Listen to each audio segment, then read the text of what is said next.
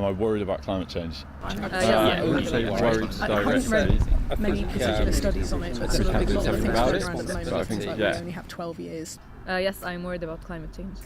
I'm massively worried about climate change. Yeah, hugely. I think it's one of the biggest issues facing our generation. I would say I'm not overly worried.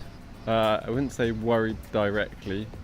The thing Greta Thunberg said about your house being on fire, that's very relevant right now. So yeah, I'm pretty worried about it, yeah. I think it's real, I think it exists. I think denying it is presumably motivated by financial reasons because politicians are in the pocket of businesses. Yeah, I'm very worried about climate change. It's crazy what's going on at the minute. Needs sorting out. I've got a 7-year-old daughter. I want her to live in a happy, healthy world, and we as humans are just destroying it. I think climate has always been changeable. I think possibly that there have been some bigger changes recently, but I'm not yet sure of all the causes of that. I suspect we have had an impact. To what extent that is and to what extent it'll get worse, I don't know. We can do something about it, but I think the world's got to change in the next 5 or 10 years. We'll adapt, I hope. Optimistic. Like presumably the massive problem with climate change is that whether we're going downhill or not, but we are, but how fast we are, the consequences of that are not going to be yours and mine, they're going to be our children or our children's children, and massively drastic consequences, but it's incredibly difficult to make a personal sacrifice in favour of the world, even if that's an immediate advantage for the world. But when it's for a future advantage for the world, it's asking a lot of people. And I completely think that I should be doing stuff. I feel low-level guilty about it, but that's not good, is it? There's no point in a lot of people feeling low-level guilty about it. You should be actually doing something. So I embraced a plant-based diet about a couple of years ago, and on the back of that opened a plant-based restaurant as well, which is Doppelganger Burger.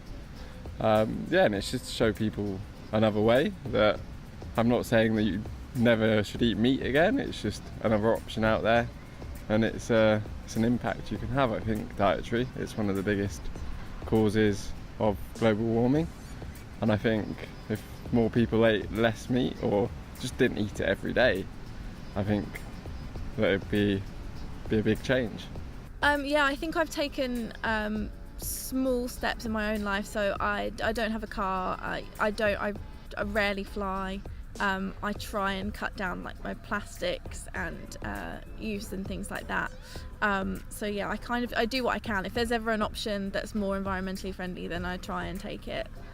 I want to get more involved in Extinction Rebellion. I think for me, political action is really important, so things like going on the climate strike, writing to MPs and stuff. But also, I try and use public transport as much as possible, and trying to avoid single-use plastics. I do eat some meat, some red meat, as I have very low iron, but I'm switching to lentils bit by bit instead. Again, with flights, I don't fly very often, but I'd certainly consider using ferries or so on.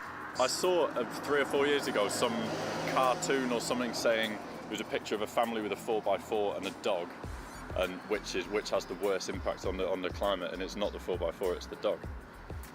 Apparently the food, the dog food leaves a bigger carbon footprint than a big 4x4.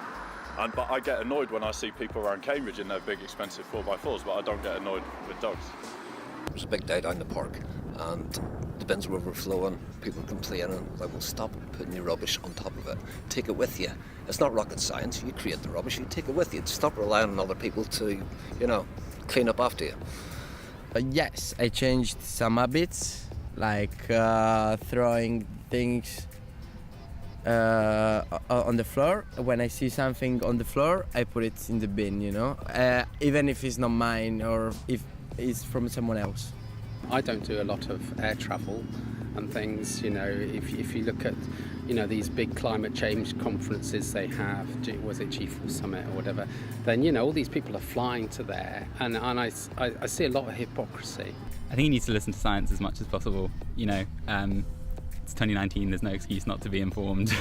It's all out there, it's all available, so just kind of read as much as possible and, be informed. if I had a chance to speak to the world leaders that are ignoring the blatant evidence that climate change is probably one of the biggest problems, well, the biggest problem that we face, I think I'd say to them that they really just need to wake up and stop thinking about their own interests and look at society as a collective and see that, I mean, unless something happens, it really, really will be too late. And then all of the money and wealth and power they've accrued will mean absolutely nothing. Sometimes when you talk to people in power, they can't really relate or think that this has nothing to do with them. So I would maybe try to make them understand that this has to do with the future of their children, for instance.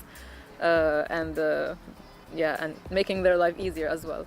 It's not only just about the planet, it's also about us, and in the end, because it's a symbiotic relationship that we have with our Earth.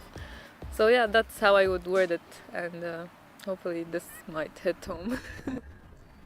Top of the line, Something not on the the floor, floor. I put it in the bin. Clean up after you. It's all Even out if there. it's not Unless mine something or happens, kind really, of really will be read too as much late. as possible and be informed.